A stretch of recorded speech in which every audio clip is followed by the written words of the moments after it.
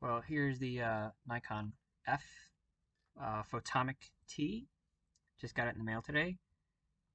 I have mounted on it the Nikkor H 50mm f2. Of course, it's a semi-automatic index. Well, actually, this is a manual index because this predates that. This is a T finder, not the FTN. Um, and yeah, everything works on it except for the very slow speeds on the top. Um, I would show, except I have it loaded with its very first roll inside right now. And I took some shots at the volleyball game earlier. I'm on shot number 22 of 36. So I'm very excited to see those. The film seems to be winding perfectly fine. Um, yeah, otherwise, there's really no problems with the camera. It seems to mount the viewfinder nice and smoothly. The viewing screen is nice and bright. And it, yeah, nice and clear. Prism is in excellent condition. It meters exactly perfectly. There's no corrosion on it anywhere or any fungus or whatever. It's perfectly clear. It's great.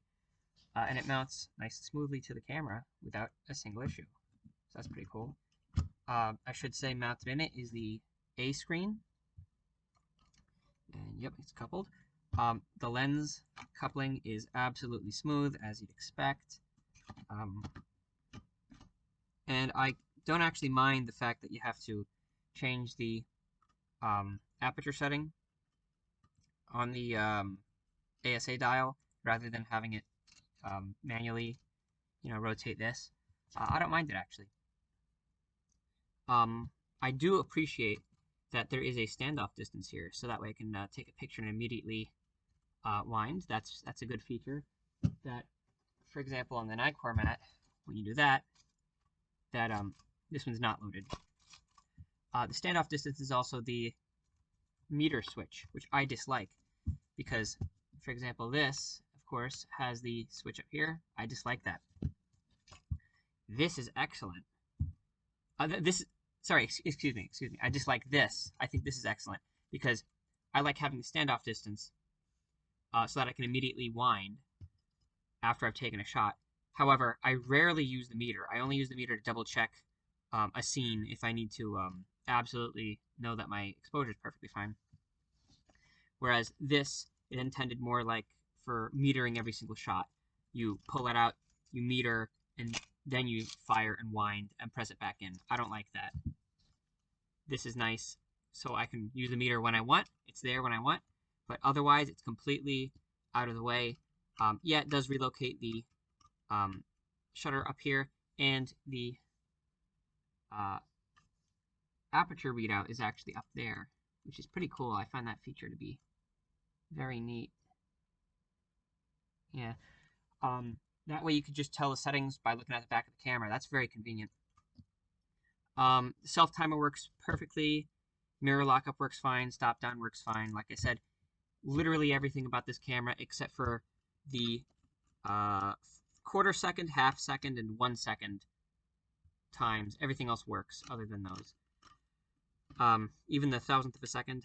I mean, I have my first test roll in here, so nothing's guaranteed. But so far, it's excellent. It feels very tactile. It does feel very old, as opposed to, for example, the Nikkor mat here. This is produced in 1966 with a 1964 lens, and this body was made in 1969.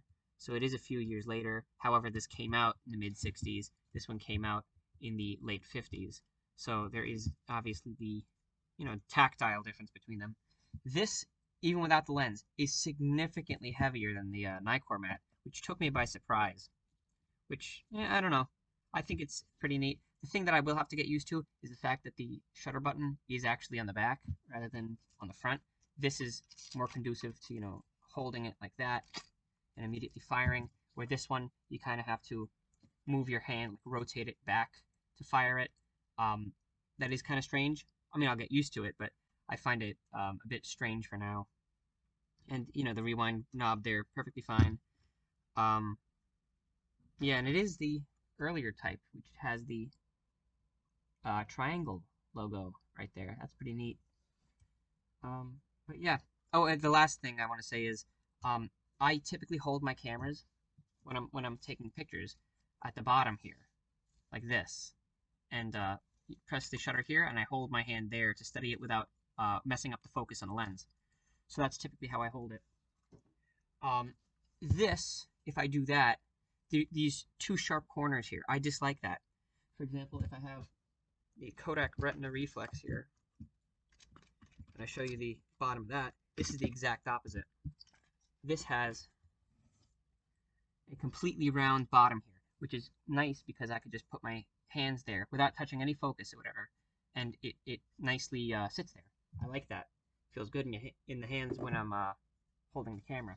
This one really digs in, and that is to say as well, I dislike the look of the bottom of it as well, because this distance is ever so slightly wider than this distance, and I don't like the trapezoidal look of it. I'd rather it slim down again, like either here or other SLRs, like the Contaflex here.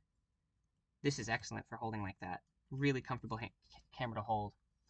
But yeah, I just wish these were angled in, because as of now they're kind of in the way. It looks kind of ugly, in my opinion.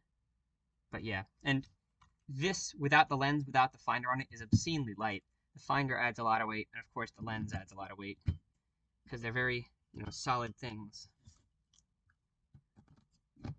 But yeah, that's those are my thoughts on the